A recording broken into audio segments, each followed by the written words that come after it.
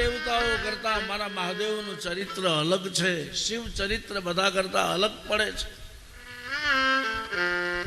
બીજા બધા દેવતાઓ મોટા મોટા મહેલોમાં રહે, મોટા મોટા આવાસમાં રહે. શિવજીને રહેવાનું ક્યાં? સ્મશાનમાં.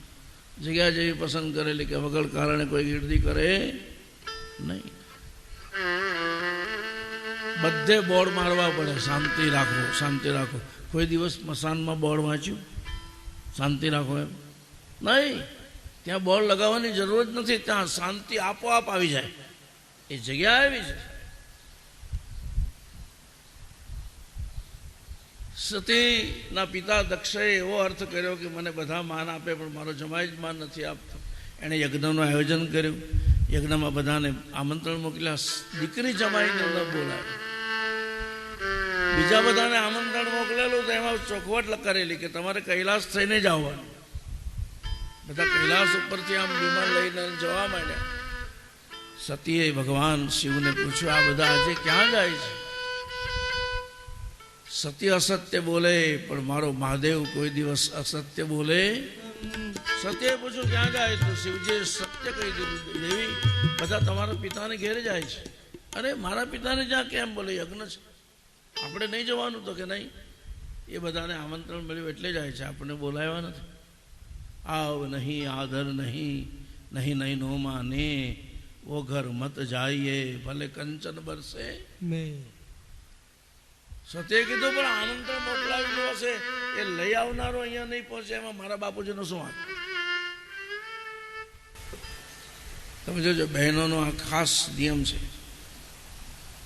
ખાઈ પતિના ઘરનું, કપડા પતિના ઘરના પહેરે, જીવન પતિના, પણ કઈ બી વાત આવે તો ખેંચે કઈ બાજુ? ઊંટનું મોઢું મારવાડ બાજુ. સત્યે કે તમે એમ કેમ નક્કી કરો કે આમ? શંકર ભગવાને કીધું બહુ પંચાયત નથી કરવાની. કીધું ને એકવાર જવાનું નથી એમ. ત્યારે સત્યે કીધું તમે નહીં જાઓ તો કઈ નહીં, હું તો જવાની જ. શું બોલ્યા? હું તો જવાના જોઈએ ને બહુ રોકવાના નહીં. સાહેબ શંકરે કીધું જાઓ.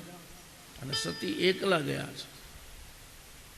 શિવજીએ સતીને રજા કેમ આપી જવાની ખબર? શાસ્ત્રમાં એમ લખ્યું છે, પત્નીને વર્ષમાં એક વખત પિયર મોકલવી જોઈએ.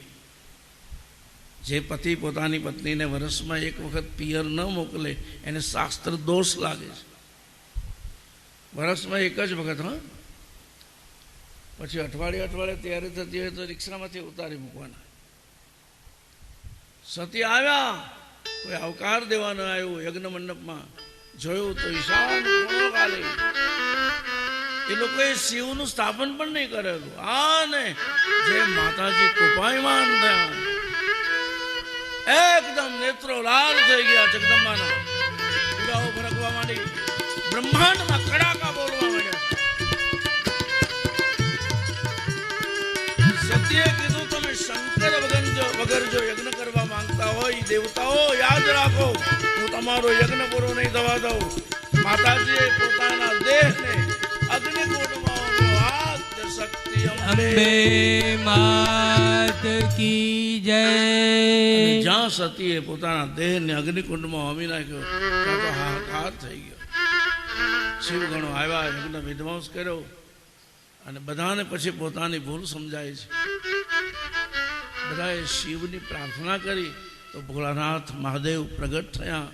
દક્ષને પુનર્જીવિત કર્યો, યજ્ઞ પૂરો કરાયો. પણ સતીનો દેહ જે કુંડમાં બળતો હતો ને એને શિવજીએ બહાર કાઢ્યો અને જ્યાં ખંભા ઉપર મૂક્યો, અર્ધ બળેલું શરીર,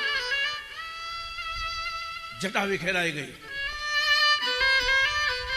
અને એવું તાંડવ કર્યું શિવે કે આજ દિન સુધી તાંડવ થયું જ નથી. શિવે તાંડવ કર્યું ને પછી જ્યાં સમુદ્ર હતો ત્યાં પર્વત થઈ ગયા, અને જ્યાં પર્વત હતો ત્યાં સમુદ્ર.